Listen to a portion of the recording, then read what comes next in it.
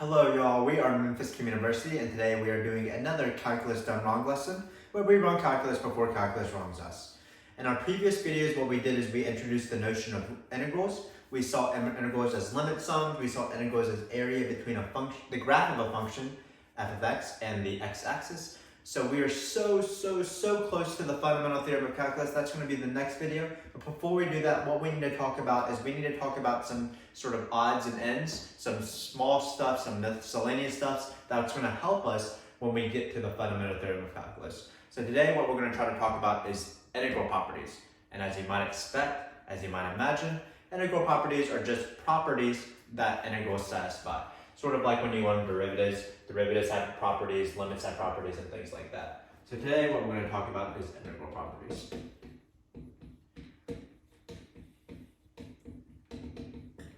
So there's quite a wide range of integral properties. There's some easier ones, some hard ones. Usually I would try to list out all the properties right now, but because there's so many, I'm going to start off with the easier ones and then provide some quick examples, and then we'll do the harder ones afterwards. The harder ones will probably take the majority of the video. They will involve the easy ones.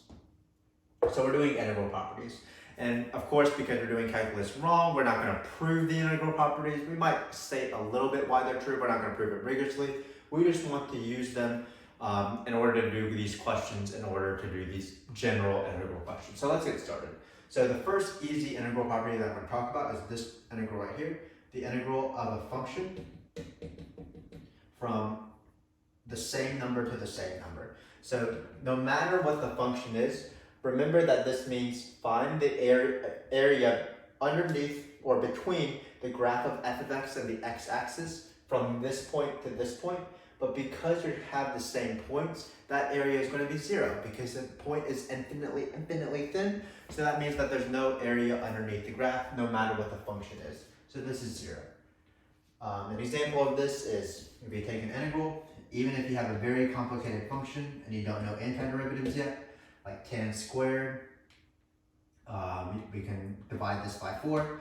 As long as we're going from the same number to the same number, we don't even have to look at this function, which is called the integrand of the function, because the limits are the same. So for example, if we go from 2 to 2, this integral, even if this is complicated, even if this is an ugly looking thing, sort of a monster, no matter what it is, I don't even have to look at it because it goes from the same number to the same number. This integral property says because there's no area underneath the point 2, this is just going to be 0. So that's my first integral property that I'm going to talk about. So my second integral property I'm going to talk about is going to be used more often because this one is so easy, so we don't use it very often. The integral property I'm going to talk about next is the negating integral property. So again, we have a general integral here, and what it says is that the integral, this is again the area between the graph of f of x and the x-axis between the points A and B. So sometimes you want to look at the world like upside down, like upside down. So sometimes what we want to do is we want to perform a flip. We want the A to be the upper limit and B to be the lower limit. So what we want to do is we want to flip this guy. But if you're looking at the world upside down, you can't just change things willy-nilly. You can't just flip things as you want to do. The rule is that if you do want to perform this flip, you have to negate the integral. And this one is a little bit harder to explain why this is. The best way I'm going to think is with limit sums. Remember that when you're performing limit sums, the base of the rectangle is always b minus a divided by the number of rectangles. So when you have a minus b divided by the number of rectangles, that's just going to be the negative version. But again, you don't have to worry about the theory. Just know that if you want to negate an integral, which we're going to do quite often, you want to flip it, you negate the integral. Sorry, I think I misspoke. Again, if you want to flip an integral, you want to negate it. So for example, let's say we want to have 3 to 7 ln of x squared plus 1. Well, that's going to be the same thing as flipping the integral with a negative. So negative 3 to 7 of the same function. I didn't flip the integral. Don't know what I'm doing right now, but hopefully you understand this. And again, let me just finish this so I can finish my train of thought. So this first one we're not going to use very much because it's so easy, but we are going to be using this property, the second property, quite often as we do these questions, because sometimes we just kind of want to flip the world upside down. Flip these integrals, we just have to negate. So the next property I want to talk about is just the integral of a constant. Remember that the derivative of a constant is 0, like the derivative of 3 is 0, the derivative of pi is 0. So we're going to do the same thing. What's the integral of a constant? Well, this one, the best way to explain is with area under the curve, because we actually practiced this in our previous video when we were doing area under the curve. Remember that when you have a constant, you're just finding the area between this function and the x-axis, but this function is just a horizontal line. So you're just going to be having a rectangle where the base is b minus a and the height is c. So that this integral is going to be c times b minus a, because the area under this graph is a rectangle. So this property is pretty easy to do. Eventually you'll be able to take antiderivatives, so you can also apply that. But for now, when you don't know fundamental theorem of calculus, let's just see this in action. Let's say we have the integral from 2 to 8 of just the function 4. Well, by the property, it's just going to be this number 4 times 8 minus 2. So 8 minus 2, so this is going to be 4 times 6, which I believe is 24. So again, 3 pretty easy properties. We're going to be using them to varying degrees. This integral, first off, if you have the same number, that's 0. If you want to flip an integral, you have to negate it. If you have the integral of just a number, the answer is the number times b minus a. So those are our easy integral properties. So now what we're going to do is we're going to talk about the harder integral properties, which allows us to combine integrals with sums and differences. So let's talk about those. And then we'll practice with examples, of course. But let's try to list out some more the harder properties so that we have them in our tool belt as we do these questions. So I think we know we're doing integral properties, so I'm going to erase this as well to give us a little bit of space because I have a teeny tiny board. So let's just start with the harder integral properties. So the first ones are pretty similar to derivative properties. So let's talk about them. Let's say you have an integral of a to b, and instead of having just a constant, you have a constant times a function. So this is sort of like taking the derivative of 3 times sine of x. How do you do that? Well, you just take the derivative of sine of x and then multiply by 3. So it's 3 cosine x. Same thing here. You're allowed to take out constants out of integrals. Basically, what the constant does is just stretches the function vertically. So the area of this function is the area of the original function times that stretch vertically. So this is a pretty useful thing, and I'm always taking out constants because it just makes questions a lot easier if the integrand is a little bit less cluttered. A similar property is the addition property, or this different property between two different functions. So we have a to b of f of x times dx plus the integral of a to b of g of x times dx. And then what happens is we want to combine these integrals. Just like with derivatives, if you want to take the derivative of x squared plus cosine x, you just take the derivative of x squared, and then you take the derivative of cosine squared, and then add them together. You just can do them separately. Separately is always nice. That answer is 2x minus sine x. Same things here. When you want to add two integrals, it's just the integral of the functions added together. F of x plus g of x. So that's that. So again, the area under f plus the area under g is the area of f plus g. So that's basically it. This works also with negatives, so it's sum and differences. Basically, we're combining two functions and then adding them together. But to make life a little bit spicier, unlike derivatives, there's actually two ways to add integrals. The first way is adding integrals of the same functions, keeping the number the same. So what we can also do is find the area, the sum of the same function varying the numbers. So I call this the small middle big rule. So the rule is the integral from a to b of f of x dx plus the integral of b to c f of x dx is equal to the integral of a to c f of x dx. So notice that in this, for the previous one, we were keeping the numbers the same, so the numbers on the integral the same, and we were varying the functions. And then one I just introduced, the functions are the same, and now it's the numbers that are changing. And this is also pretty easy to explain. The area under the function from a to b plus the area under the function from b to c will be the area of the function from a to c. So what this will allow us to do is this will allow us to split integrals a to c into different parts. And when I'm doing these questions, I always like to set up this question in the same way. It's the area from the small number to the middle number, where the middle number matches, all the way to the bigger number. That's the area from the small to the big. So hopefully this makes sense. Pause the video to write these properties down, because I'm going to erase the properties and then we're going to try actual examples. How exciting. So let's see this in action. So I'm going to erase this, erase this, erase this, erase this. So these are usually multiple choice questions on college calculus exams, including the AP exam, of course, where they give you some givens like the following. So suppose we have these givens. Making this off the top of my head. What do we want? What do we want? Let's take 1 to 2. Let's do 1 to 3 actually. F of x dx is equal. My handwriting is going to get a little bit, we need a little bit smaller text so that we can fit everything in. So let's do the integral of 1 to 3 of f of x dx. Let's say this is just the number 5. We just are given that fact. Then we are given the fact that the integral of 1 to 3, let's do this actually, 1 to 3 of g of x is equal to, definitely not very prepared for this, but hopefully you don't mind, is equal to 2.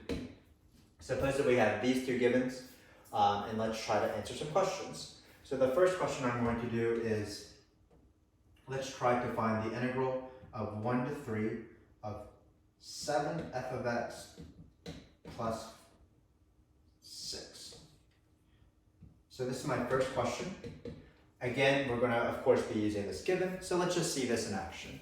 So notice that we have an f of x, so we're probably going to be using this given and not this given. But we'll use this given later. Don't worry, don't worry. We're going to use it. But for this one, anytime I see a sum, just like with derivatives, I'm going to split that up because it's often easier to deal with two smaller things than one bigger thing. So I'm using the property that I can split integrals up. So this is going to be two separate integrals. One from 1 to 3, and the other from 1 to 3, but are just different things. So we'll write it like this. 1 to 3 dx. So when I split up, I usually like to do 2 steps in one because, you know, I'm pretty good at this sort of stuff. So the first thing I'm going to do is I'm going to split it up. So I'm going to take the integral of this and the integral of this, because that's what we're allowed. So the second integral is going to be the integral of 6. But remember that we also are going to be dealing with another rule, which is the constant rule. So instead of writing 7f of x, remember I like to always take out a constant if the constant is attached to this f of x, and if it's attached to the function. So again, you could write 7 times f of x, but you can just take it out. 7 times f of x. I always want to get in the habit of taking out the constants to make the integrals as easy as possible when you're doing them. So now we're actually almost done with the question. Now we apply the integral property, so now we just need to plug in various things.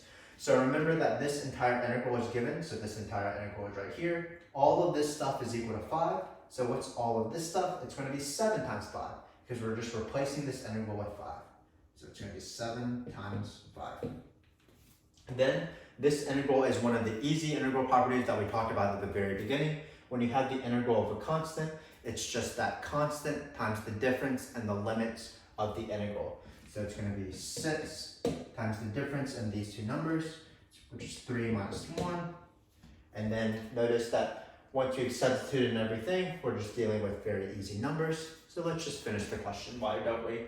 So it looks like we have 35 here. 6 times 2, I believe, is 12. So the final answer is going to be 47.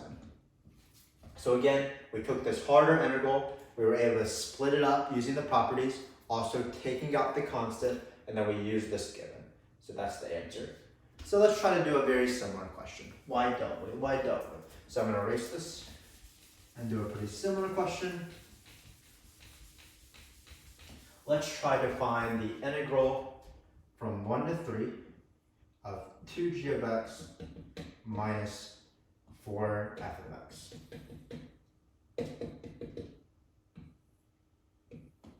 So just like before, I see a plus or a minus. I'm going to split that bad boy up so that I can deal with two easier things. And as I'm splitting up, I'm taking out the constants because again, it just makes life a little bit easier. So let's do that. So this thing is the same thing as two different integrals. Did we use 1 to 3 last time? Well, of course we're using 1 to 3 because that's always going to be the endpoints of these givens. That's not anything crazy. Sort of confused myself there. But again, what we're doing is we're splitting up this integral. 1 to 3, 1 to 3. Let's split it up. Sorry about this. And then remember, as we split up, we can do the same step of taking out the constant. So if you want, you can write 2 of g of x. Definitely no shame in that. And then the next step, take out the 2. But I like doing it all at the same time because I'm just getting used to taking out those constants. So it's going to be 2 g of x dx. Same thing here. I'm going to take out this minus 4. So you could have written minus 4 f of x, but I'm going to take it out. So it's going to be minus 4 f of x. So now let's look at our givens. Hopefully by this time we are done. You'll see that we have to do one slight thing, but it's going to be 5. So the first thing, well, this f of x is perfect because it's the integral from 1 to 3, the integral from 1 to 3. So I can replace this integral, just like in the previous example, with 5. So it's going to be minus 4 times 5. But this integral is going to be a little bit trickier. Uh-oh, looks like we have a problem. This integral is going from 1 to 3. This integral that is given has 3 on the bottom going to 1. So what do we have to do? We have to flip this guy. We have to perform a flipperoo. Remember that what we talked about earlier, if you do want to flip it, that's okay, but you just have to remember to negate the integral. So what is the integral from 1 to 3 of g of x as opposed to 3 to 1 of g of x? Well, again, we just negate the integral, so that's going to be negative 2. So once we change this given, now it matches what we actually want. Instead of 3 on the bottom, 1 on top, it's 1 on the bottom, 3 on top by flipping that integral and negating. So we're going to replace this integral with negative 2, and we are good to go. So it's 2 times negative 2, and then we're just going to obviously find this answer. Negative 4 minus 20. The math is the least important part, but we can still perform correctly. So again, not a bad example. We took this harder integral, split it up, taking out constants as we did it because we can. Even as you do antiderivatives in the future, just always nice to take out those constants. Then, once we took out the constants, we were able to use one given immediately because it matched it perfectly. The other given, we had to take one extra step. We had to look at the world upside down because we wanted the integral from 1 to 3 as opposed to 3 to 1. So we negated that integral because that's the property. And then once we did that, we just did a little bit of calculations and we were good to go. So that's how you do the split up of two different functions along with constants. So let's talk about the small, middle, big rule. So let's do an example of that.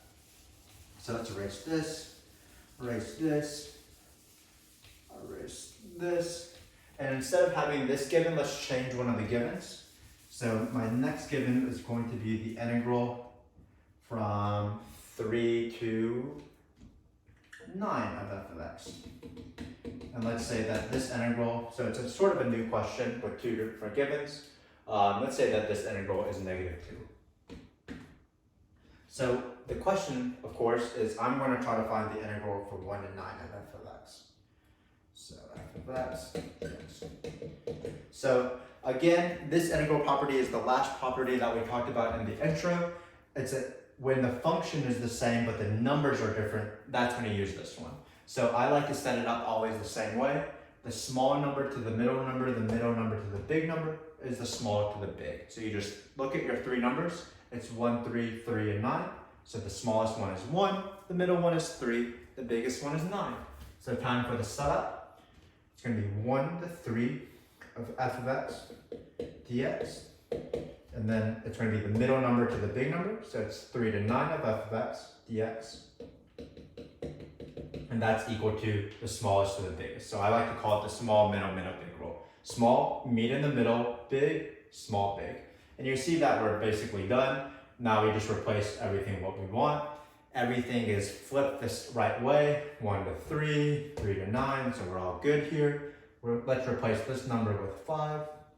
Let's replace this number with -2, and we are good to go. The answer is 3, because it's plus -2. So this is the small, middle, big rule. In my opinion, the important thing is to set it up correctly. Once you set it up correctly, just replace things with what they are. So let's just do a couple more examples, sort of to make sure that we understand this concept. So I'm going to erase this, and let's just change up the givens. So we have this. Because sometimes the givens are presented in a weird way because math teachers are the worst. So let's see this in action. Let's keep practicing these properties for a little while so we can master them. So let's say we have the integral of 2. Let's say we have 1 for f of x times dx is equal to 6. So let's suppose we have that given. Then we have the integral from 1 to 7 of f of x dx is equal to 3. And let's suppose we have a third one just to spice up things. Let's say we have the integral from 4 to 7 of g of x is equal to, I don't know, what should we do? Let's do 4. So these are our new 3 givens, and let's just do 2 more questions. Just 2. We can do this, team. We can do this. So the first question I'm going to ask is, what's the integral from, let's do 4 to 7 of f of x. So let's write it a little bit towards the bottom here. So this is going to be my question. What's the integral of f of x from 4 to 7? So notice that we should be able to find the answer even if it's not given, because we have an integral from 1 to 4 and we have an integral from 1 to 7. But as I said before, sometimes the givens aren't presented as pristinely as we want. Notice that we have this weird 2 here, but before I start this question, I can just make this given simpler, so that's what I'm going to do. That's just 2 times something, even if the something is kind of complicated, even if it's an integral. It says 2 times something is equal to 6. So what is that something? Of course, we can just divide by 2. So I'm just going to cancel out this guy. I'm going to cancel out this guy, and I'm going to write this as 3. So actually, this question is going to be incredible. Let's change this other given to 13 because I didn't predict the question. You're not allowed to change givens, but I'm a math teacher, so I can do what I want. But again, I have this given presented weirdly, so I'm just making it a little bit easier on myself. I'm just dividing these by 2, and then just a simple given. So now I'm ready for the question. So again, this is the small, middle, big rule. I don't really even look at what's given and what's not given and what's the question. What I'm going to do is I'm just going to set up the small, middle, big rule according to how I like to do it. So the 3 numbers that I have are 1, 4, and 7, it looks like. So the rule is the integral from the smallest number, 1, 4 of f of x dx, plus the integral from the middle number to the big number, which is 4 to 7 f of x dx, equals the integral from the smallest number to the biggest number because we just stopped midway. So it's 1, 7 f of x dx. So let's do this. What's the integral from 1 to 4? Well, again, it was presented as 2 times the integral is equal to 6, but we divided everything by 2 to make the given a little bit simpler. So all we're going to do is replace this integral with what it is. It's 3. Then we look at this one. Well, this one is actually the question we want, so we're not going to be able to substitute anything, of course, because we're trying to solve for it. Let's just call this big X. If you want, you can rewrite the integral, but I'm lazy. Then, after the given is the actual given, now it's 13, so we're going to place this integral with 13, and we're going to solve. Notice how easy this equation is. What is this middle integral that we want? Well, it's just 13 minus 3. It's 10. So these questions, again, aren't too bad. Just small little things. Change the given as necessary if you need to. And also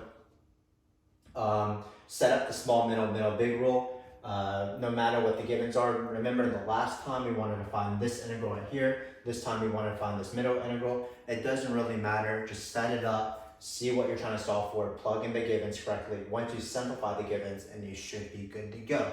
So that's that. Let's write this out. This was equal to 10. So let's do another question, one last question, and let's call it a day. So let's do the integral from 4 to 7 of f of x dx, not f of x dx. Let's try to incorporate g a little bit. Let's do minus 3 g of x dx. So this is the last question of the day.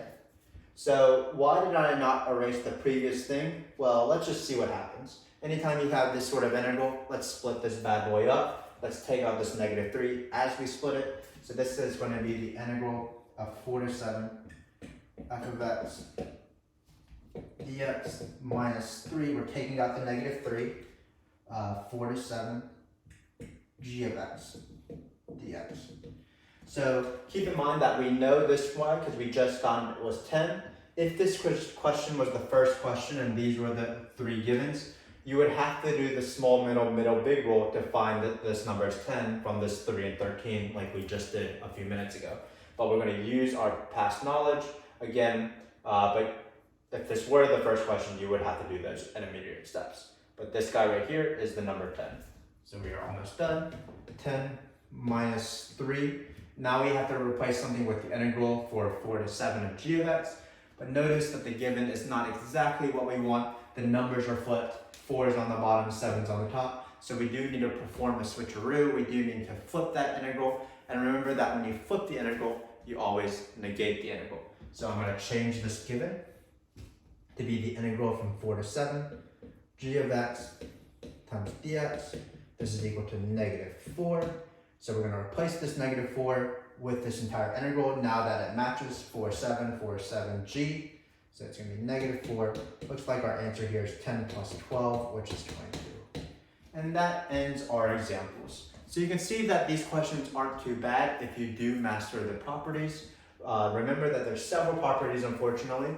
There's the one where you go from the same number to the same number, that's 0. Then you have the negate one, where if you want to flip an integral, you have to negate that integral. There was also the integral of a constant, that's the constant times the difference of the upper limit and the lower limit. Then we had the integrals where you can split up harder integrals to easier integrals with sums and differences of different functions, as well as taking out constants. And then finally, the rule I like the best, the small, middle, big rule. So small, the integral from 1 to 4, plus the integral from 4 to 7 is 1 to 7. And those are integral properties. And while we kept it pretty generic for now, we're always dealing with f of x, gx's, and things like that. You will see that these integral properties will be even used in the future when we are applying the fundamental theorem of calculus. So of course, we are so excited we're about to do the fundamental theorem of calculus, the most important thing in calculus, the most important thing in my life. So be on the lookout for that. That's going to be the next video or the next few videos. But if you want more practice with these integral properties, be sure to check out our normal Girls Teach Calculus video. It's in the description below, where one of my former students practices several of these examples. She practices the negating flip rules. She talks about the splitting up functions and taking out constants. She does the small, middle, big rule. She sort of combines the rules just like this last one. So be on the lookout for that. Go check out that video if you want more practice. But thanks again for watching as normal. Like and subscribe to our channel if this was useful at all for you. We do want to help you out as much as possible. And then be on the lookout for those next videos, those fundamental theorem of calculus videos, the most important videos that we're going to have in this calculus course, of course. So thanks again for watching and hope to see you there.